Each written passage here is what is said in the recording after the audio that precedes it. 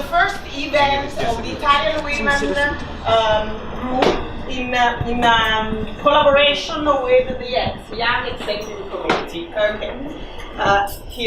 Sergio represents the Yes group. The focus is on the nutrition. Of course, everyone knows that nutrition is very important. But what should we eat when we want an optimal performance? What should we eat to look younger? And what could we do for beauty, for skin, when nutrition is not enough? These are the questions our speakers are going to answer. Then, first of all, thank you so much to the speakers, Ödman and Giovanna Massa Saluzzo.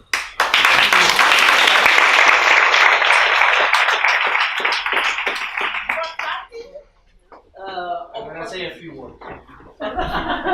Before starting, I'm going to say a few words.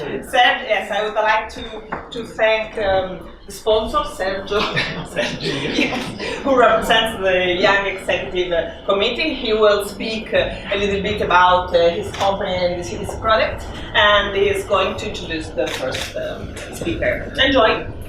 Thank you, Ida. So welcome everybody. It's a pleasure to have you.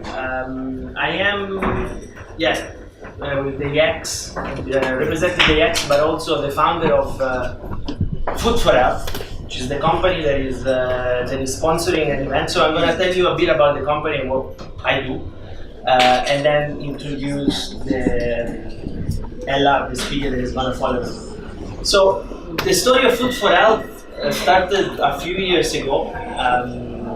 I was back then working at Procter & Gamble, and I had been out of CCD for 10 plus years. I saw my parents getting old, my grandparents getting extremely old, so I felt very, very nostalgic. And I was looking for something I could do that could bring me closer to my family and to my homeland, Sicily. And we had an orchard. So my grandparents had an orchard. The place where we grew up, it's on a hill under a bigger mount, which is called San Calogero, 300 meters above sea level. A place special to us because we grew up there. We learned how to pick olives there. And for the past 10 years was left abandoned because my grandfather couldn't take care anymore, so it was too old. Nobody picked the helm, and I said, okay, why don't we restore it all together to reunite the family around our vesting occasion. And I started. That was the beginning. And then as I got more and more into olive oil, I discovered a big world that I wasn't aware. So just to give you an example, if I ask you how many different types of olives and olive oils there are out there, shout. You don't need to raise. It's like 10. Somebody wants to guess? 50? 100? 100? More. Thousands is, it's good. It's a big answer. But yes, there are 1,500 cultivars, of which 500 in Italy, which is the country with the highest biodiversity. So every of these varieties has a different taste, a different bouquet, but also a different mix of health-boosting compounds. So I said, wow, this is interesting. It tastes very good. So I decided to take the leap of faith, left the corporate world, and founded Food for Health. So in a nutshell, Food for Health is me and my family at this stage. We research, we grow and select the natural products which cope a very high sensorial value, so great aroma, great taste, with a superior nutritional value and health boosting property. And one of the things that I'm very keen, and my company is very keen, because at this stage we are very much interconnected, is education. So when I started this journey out there, there is so much buzz. This is good for you. This is better for you. You should eat this. and little science out there, and also I'm gonna come to that, and also traditions. Most of us here Italians, are our traditions necessarily right? Is eating pasta at lunch necessarily right or not? So the need of education is huge. Tonight is about education, which is one of the core values of the company, and that's why I'm very happy to have Ella. Ella has been Ödman, has been instrumental to my health first, and also a great source of inspiration and knowledge on the topic. She's going to address you tonight about nutrition and how you can actually manage nutrition to maximize your health and performance. Ella, to you. A little tiny introduction on myself. I'm a micronutritionist, so some of you might know what that is. That's basically the science of nutrition, diving into the molecules, the vitamins, the minerals, the antioxidants, the enzymes that can affect your health, that can affect your brain, that can affect your skin, that can affect your mood, muscle growth, weight gain, weight loss. There's, and it's more not looking at what's on your plate, but more what's in the foods, really diving into them like with a microscope.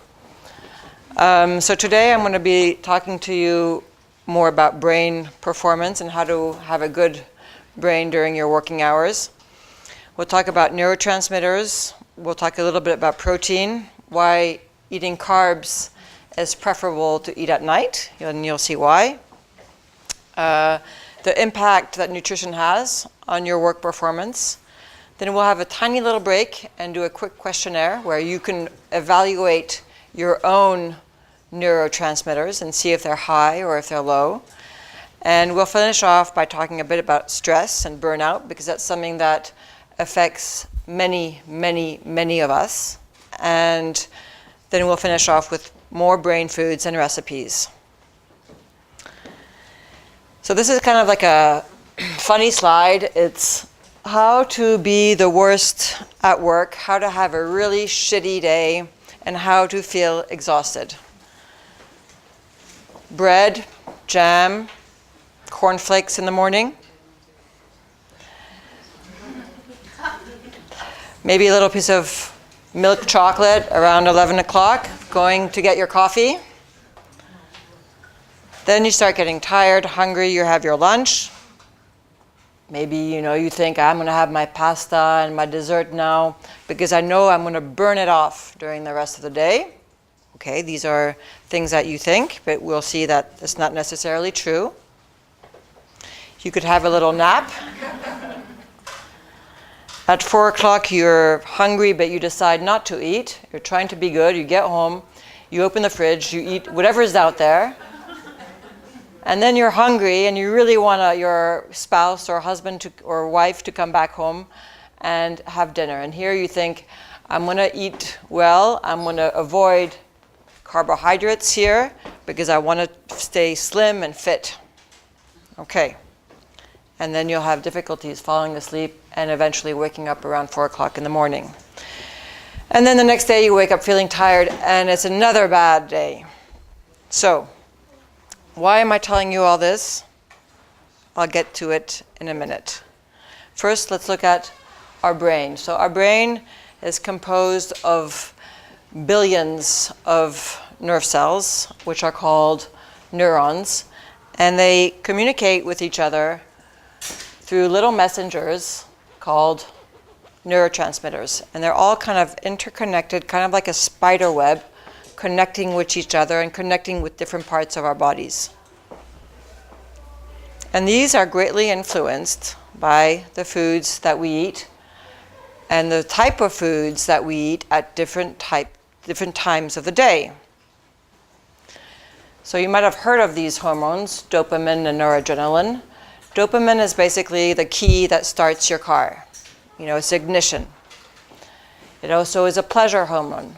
It converts into noradrenaline, which is basically your foot on the accelerator of your car. It keeps you going. All right? This one and this one, but this one is very important for children, for learning at school. They learn, they concentrate, they have interest. I mean, how many patients, small patients, children coming to see me and their parents telling me, I don't understand why my kid is so hyperactive, why he's not concentrating, and why he has no interest in anything. And these two things, these two neurotransmitters, are more the brakes. They slow you down. And serotonin, which some of you might have heard of, is the serenity neurotransmitter. It influences your mood. And when it's low, you have cravings for sugary foods. And I'll talk more about that in a minute. Melatonin, some of you might have heard of as well. It's also taken as a supplement. Pilots, airplane pilots take it a lot because they have a lot of jet lag, and it permits them to fall asleep quite easily and recover quite quickly. So it's a very important neurotransmitter. If these neurotransmitters are low, you might find yourself drinking lots of coffee. It's very difficult to get up in the morning. You might also have a very long amount of sleep, like 8 hours or 9 hours, and still wake up very tired. So that's one of the symptoms.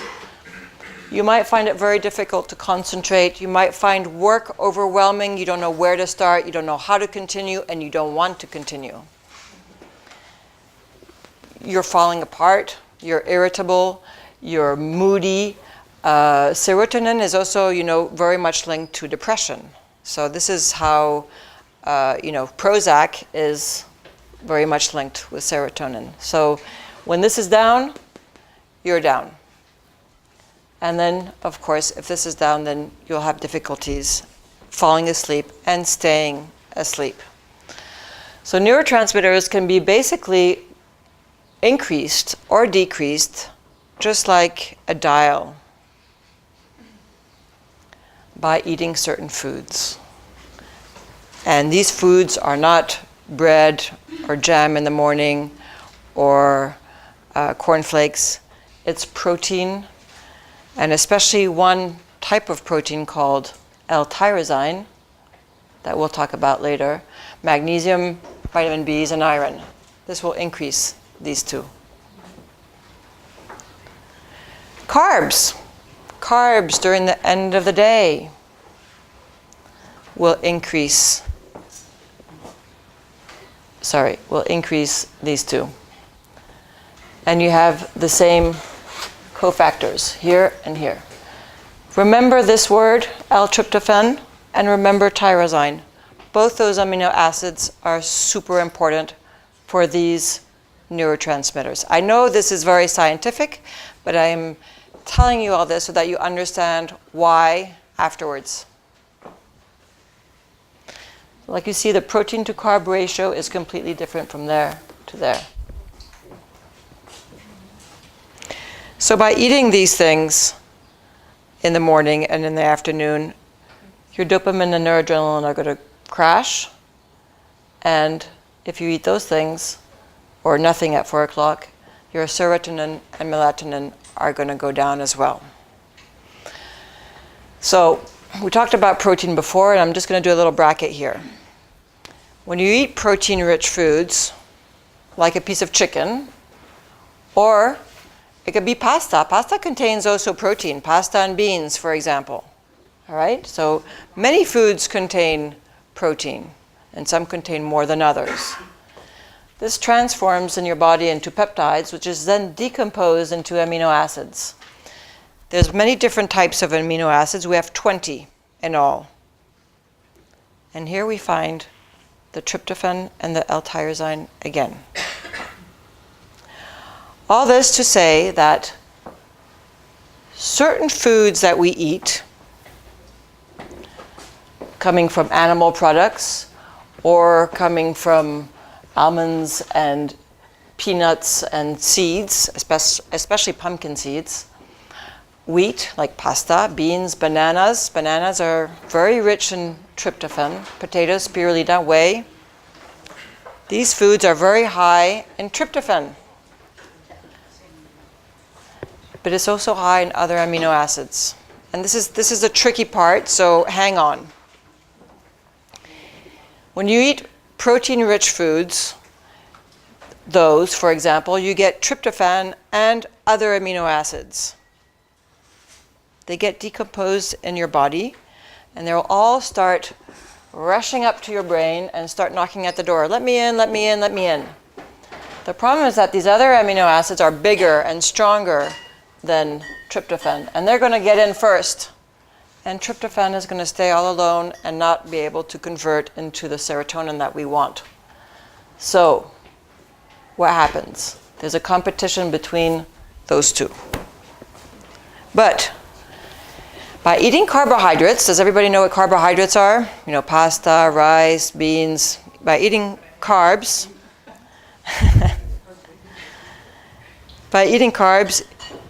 you increase insulin, and insulin is basically going to divert the other amino acids and permit tryptophan to go into your brain to transform into serotonin and melatonin and help you sleep.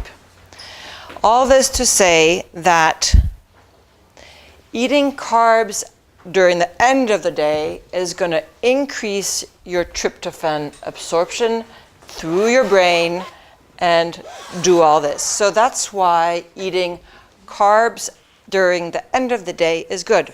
Pasta is good in the end, not in the beginning. You don't want to have your nap at 1:30. You want to have your nap at 10 o'clock when you're going to bed. So what do? So for breakfast, think meat, fish, eggs.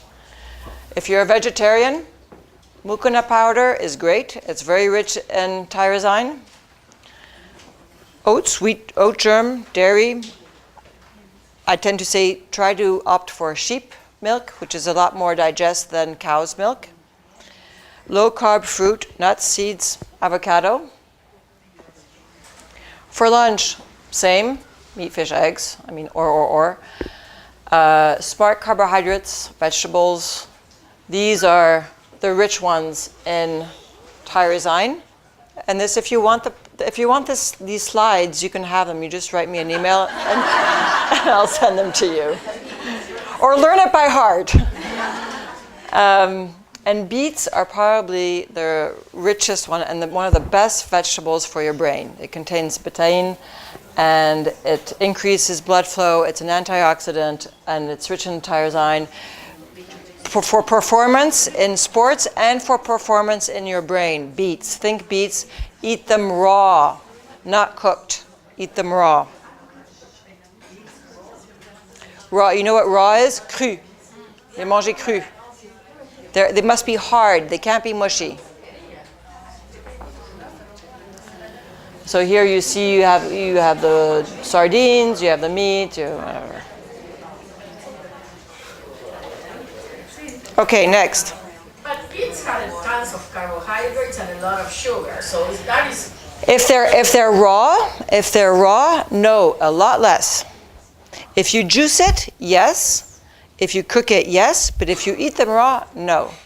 And normally you don't have more than a small beet. You don't have like 5 beets. So no, it won't raise your insulin like when it's cooked.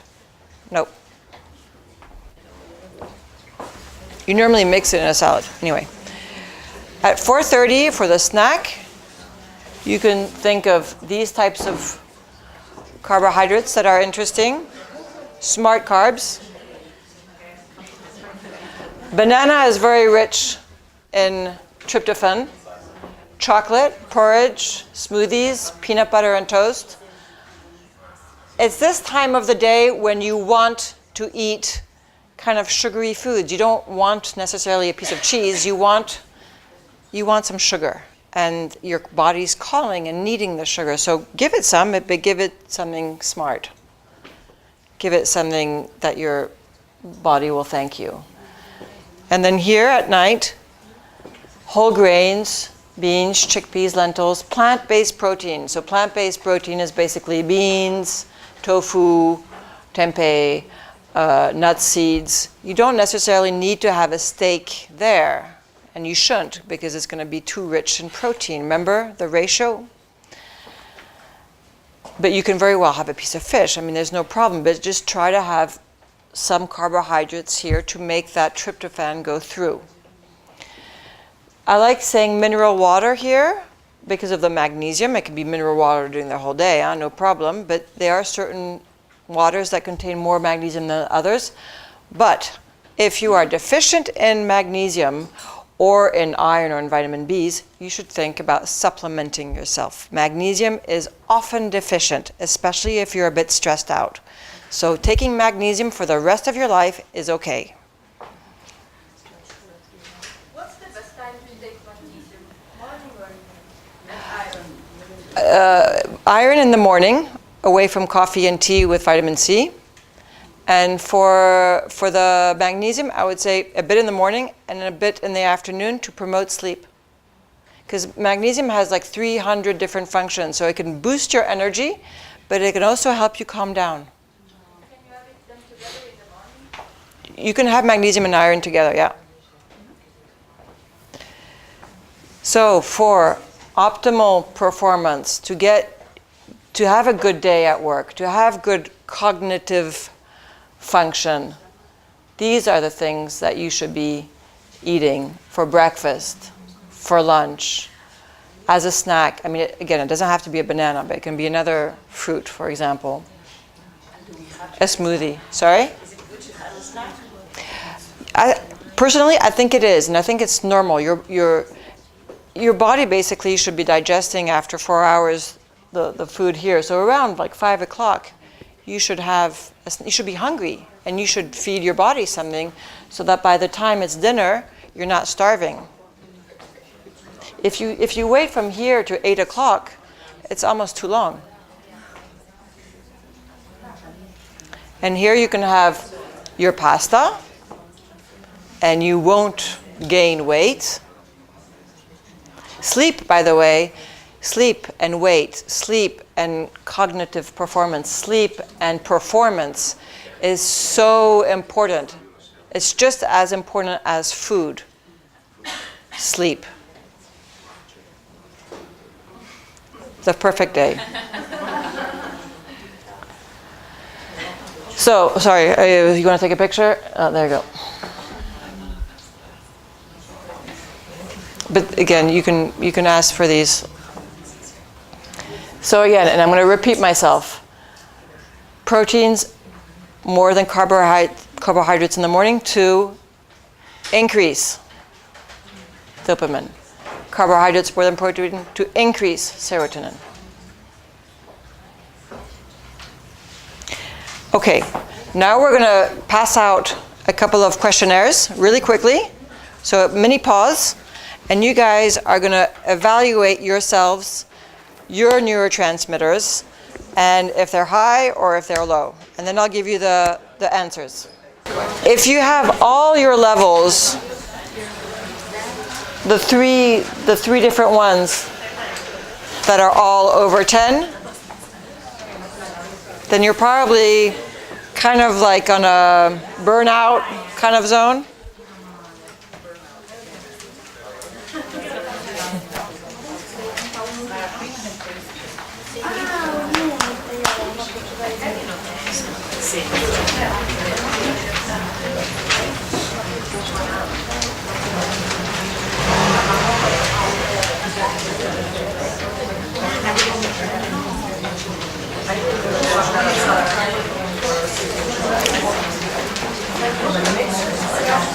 Sojo? I continue? Okay. So, I don't know if some of you got over 10 or under 10 or whatever, but so anyway, to finish off, for those of you who have gotten all three of them over 10, then you should definitely try to modulate your stress levels. And how do you modulate your stress levels? What's stress and how do you modulate it? So when you're going through a phase of stress, your adrenaline rises, your serotonin rises as well, but it's kind of like a fake rise because it will end up crashing in a second. Your dopamine levels are really low. You can't get up in the morning. You're unmotivated. Your food and your cravings go haywire. You're craving for sugary foods, not just at 4 o'clock, but all day long. And your cortisol starts to rise. And when that starts to rise, you start gaining weight, you're stressed out, your sleep is crappy, and it's going to end up down here, and down here, it's burnout. And when you have a real burnout, you don't go to work anymore. You stay in bed. So how do you, so the higher your dopamine levels are, and all the neurotransmitters are, the lower your cortisol levels will be. So it's really important to keep these guys high by eating the right types of food. These are certain symptoms of being, of having high cortisol levels, of being in the beginning of a burnout. Weight gain, confusion, sugar cravings, difficult to manage stress, sensitive to noise, smell, light, bad sleep, and being very much overly sensitive.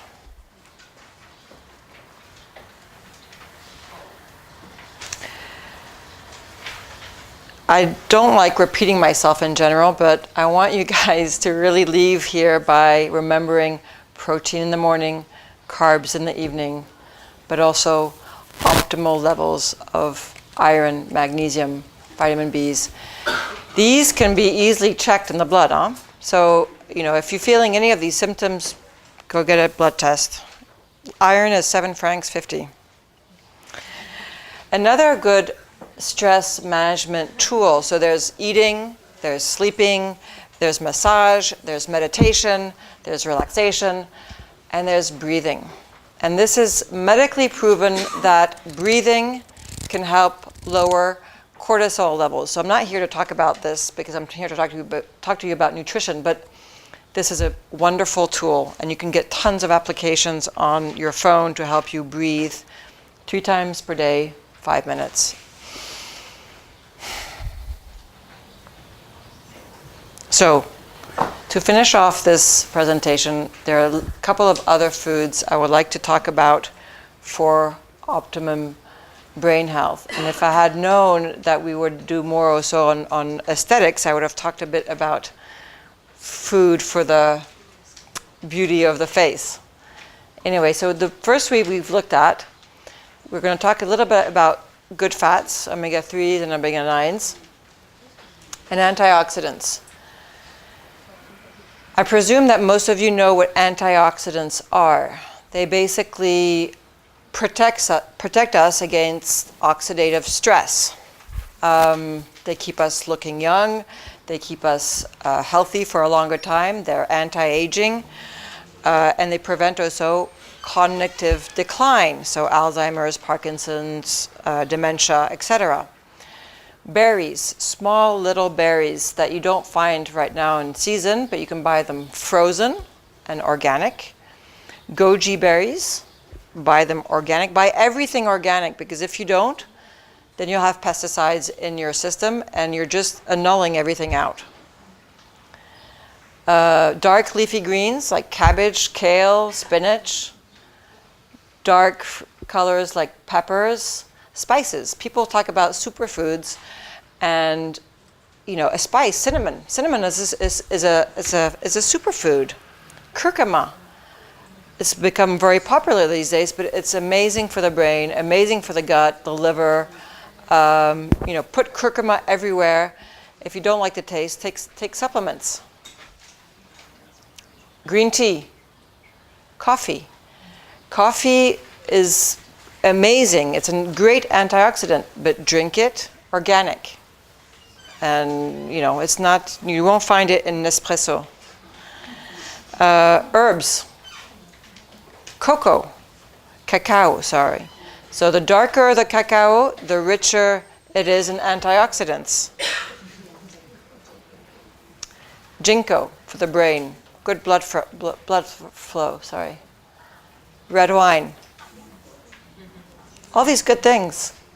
Olive oil. Olive oil is very rich in polyphenols. It's a superfood. It's an antioxidant that's absolutely wonderful and that you could put everywhere. It prevents Alzheimer's as well. Oh, sorry.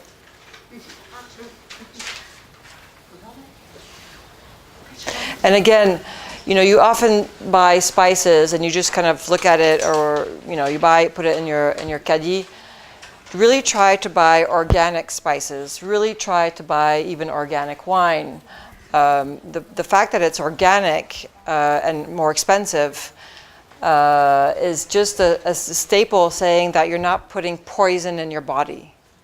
And some people are doubtful. They're saying, yeah, well, maybe the spices next door are full of pesticides. I'm still going to absorb some, but still, you might absorb less.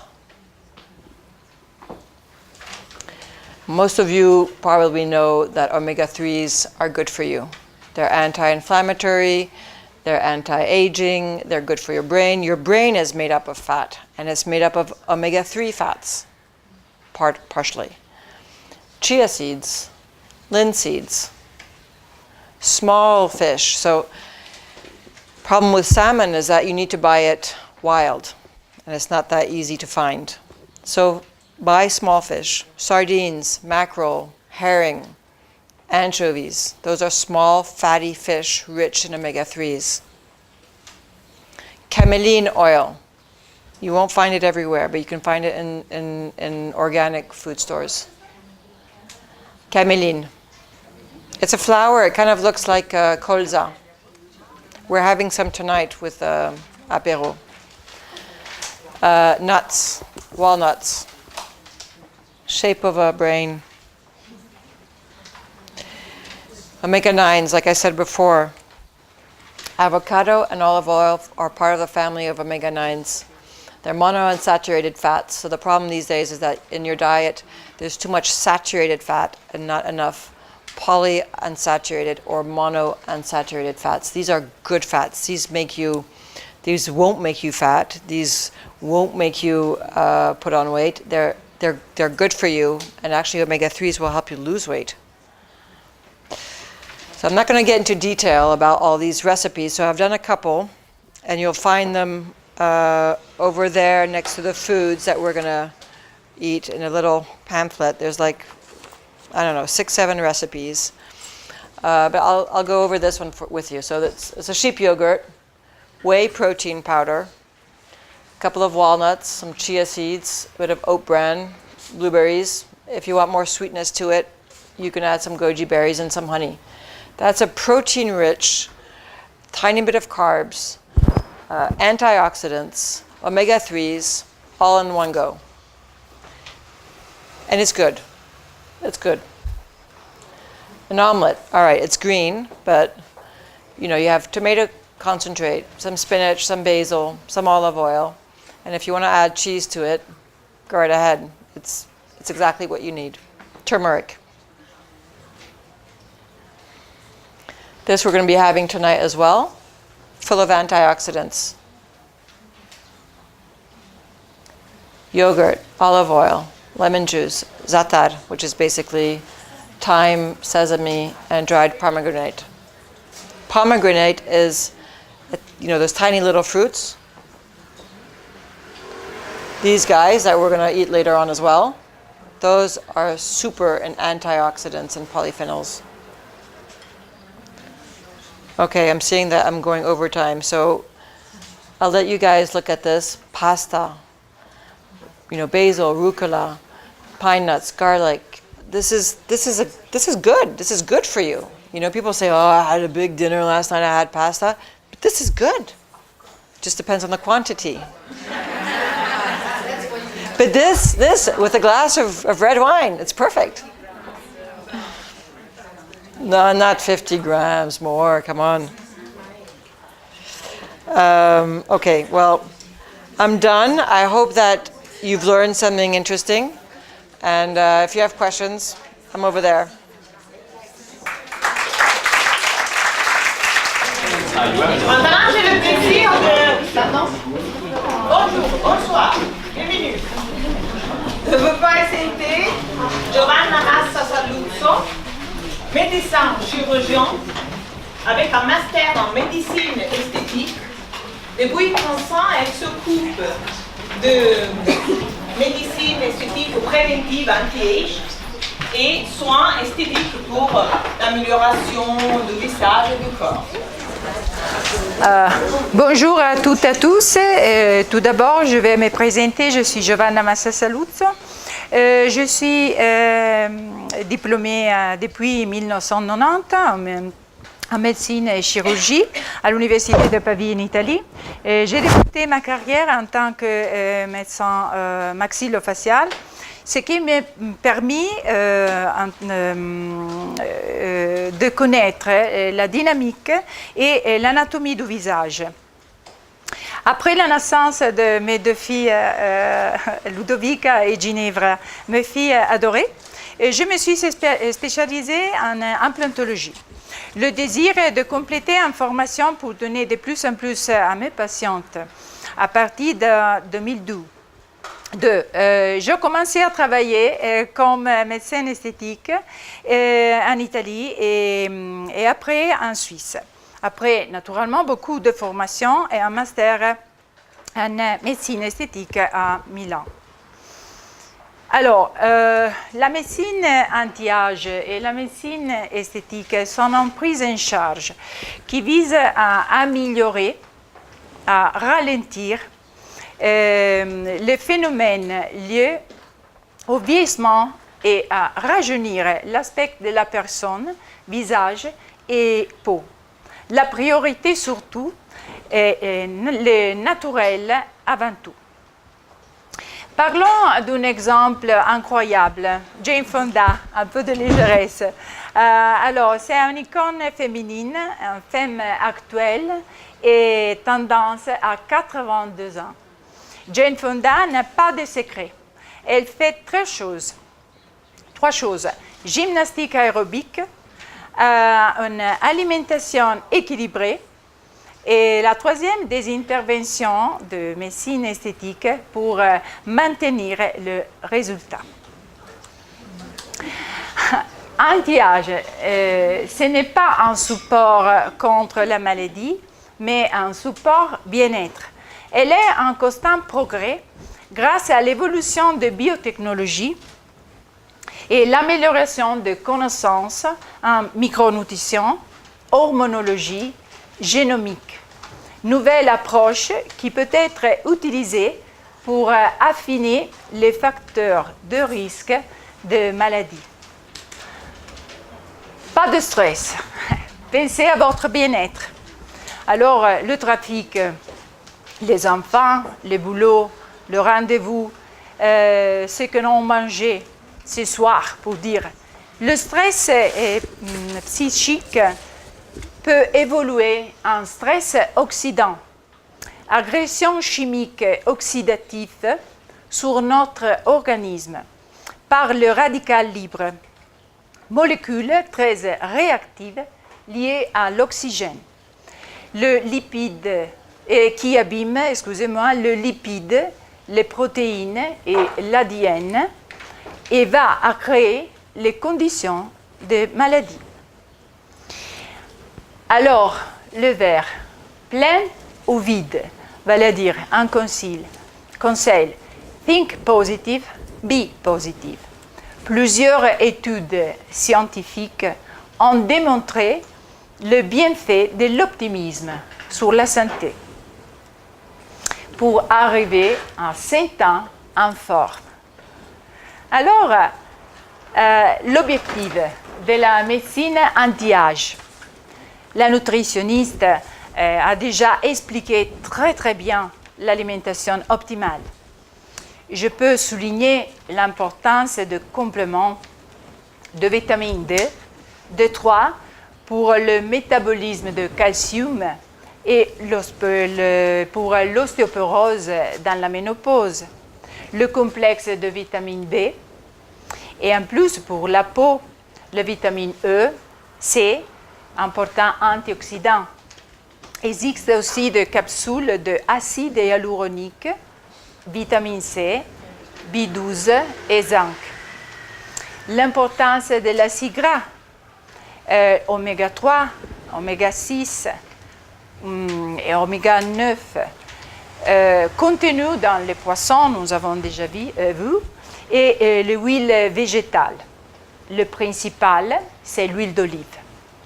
L'hydratation. Pour l'hydratation, boire 1 litre, 1 litre et demi, 2 litres d'eau par jour. C'est très important. Et en plus,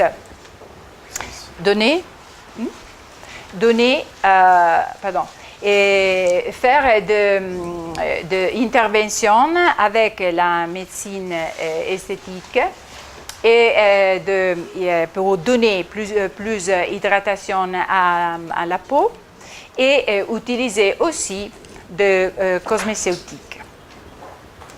Alors, découvrons le traitement ensemble. Ma philosophie est de traitement naturel, non invasif, pour le mieux-être. Alors, hydratation via l'acide hyaluronique. Mais c'est quoi? J'utilise le filaire, la mésothérapie, la biostimulation. Mais de quelle manière? Par exemple, en utilisant l'acide hyaluronique afin d'hydrater ou pour redonner de volume. L'acide hyaluronique, c'est une molécule présente dans la peau et son rôle est de garantir la structure de l'épiderme et de son hydratation.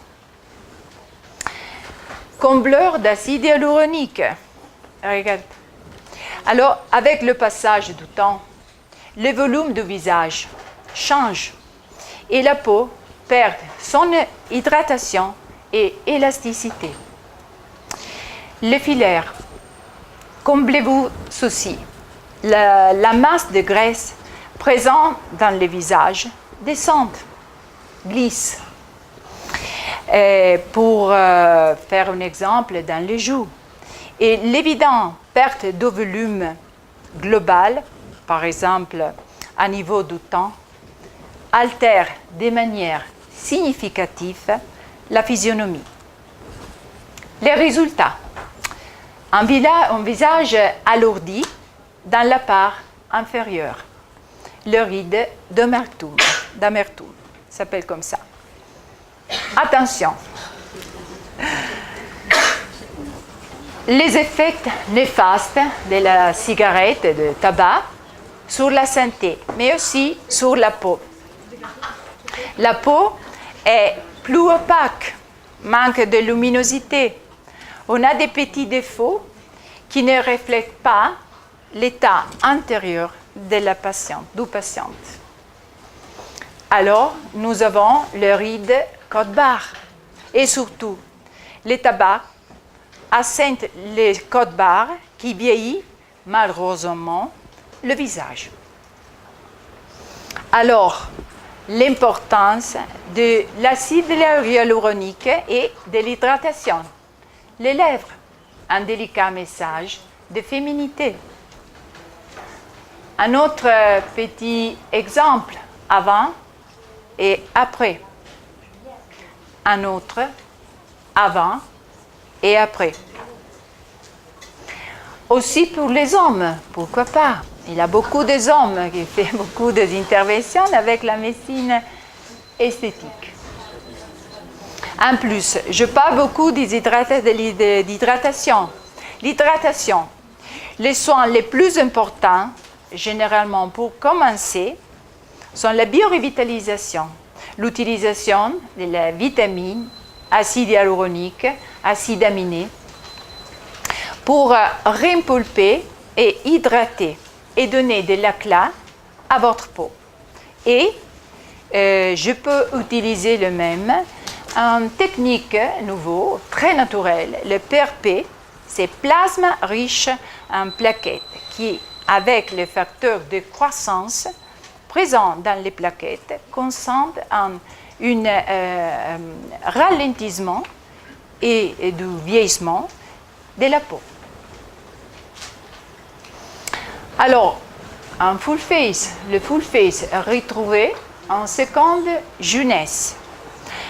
Avec l'ensemble des techniques, surtout les filaires d'acide hyaluronique et la mésothérapie, sont la solution idéale pour redonner du volume et redessiner l'ovale du visage, la bouche et contour, combler les rides, estomper les sillons nasogéniennes, les cernes. Dans ces cas, je fais aussi 2 séances de peeling léger et du Botox.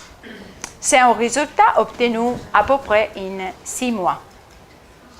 Petit à petit. Le même ici, c'est un avant et un après. Et le résultat doit être agréable et surtout le plus naturel possible. Mais de temps en temps, c'est là. Too much? Peut-être. Peut-être. Ok, je parlais de Botox. Mais c'est quoi? Alors, la toxine botulique, quelle peur! Mais il s'agit d'une protéine qui a l'action de limiter la contraction du muscle. Dans la médecine esthétique, est utilisée pour le ride d'expression au niveau du visage, c'est-à-dire la front, les pas doigts, le ride du lion, c'est-à-dire le ride entre les sourcils. Ou aussi, le Botox est très utilisé pour l'hypertranspiration des aisselles, en bloquant les fibres musculaires qui entourent la glande sudoripale. Et le résultat dépend de la dose injectée et il faut prévoir une injection chaque trimestre pour avoir un visage souple et surtout plus détendu. Encore des exemples avant et après. La première photo, il a un exemple de ride du lion très fort. La deuxième, beaucoup de rides dans le front, dans le ride du lion encore. Et l'action de la toxine botulique. Alors, il existe aussi beaucoup d'autres techniques vraiment pour redonner la beauté, pour améliorer l'aspect. Le domaine de la médecine esthétique est vraiment étendu. Pour dire, il existe le fil de suspension, qui ne sont pas pour tout le type de visage. Son fil en polydioxanone, qui, à mon avis, ne répond pas aux attentes de patients, en particulier en termes de durée. L'hypofilling, qui est une méthode qui utilise la graisse du corps pour augmenter le volume du visage. La blépharoplastique non chirurgicale avec le plexaire. Et en plus, le rhinofilaire, l'utilisation de le filaire pour rectifier le profil du nez. Le filaire aussi dans les mains pour un rajeunissement. Et en plus, j'utilise aussi le laser CO2 ablatif pour un rajeunissement du visage, de la peau du visage. Laser picot pour le détatouage. Il y a beaucoup de jeunes qui ont beaucoup de tatouages. Laser épilation, la carbosithérapie. Pour le corps, pour les soins du corps, les sculptures pour redessiner les formes du corps et beaucoup d'autres. Bon, en résumant, ma philosophie de travail est chacun de nous est unique et important. Nous devons respecter, comme médecin esthétique, cette unicité afin que notre jeunesse interne dure le plus longtemps possible. La clinique du lac, c'est la clinique où je travaille. Ici, c'est moi, en train de faire des tatouages, de petites photos pour dans le rhinofilaire, la main avant et après l'utilisation de filaires. La deuxième, c'est l'autre, c'est l'utilisation de le laser CO2 pour le rajeunissement de la peau. Et maintenant, je finis. Merci à tous et je vous souhaite bonne soirée.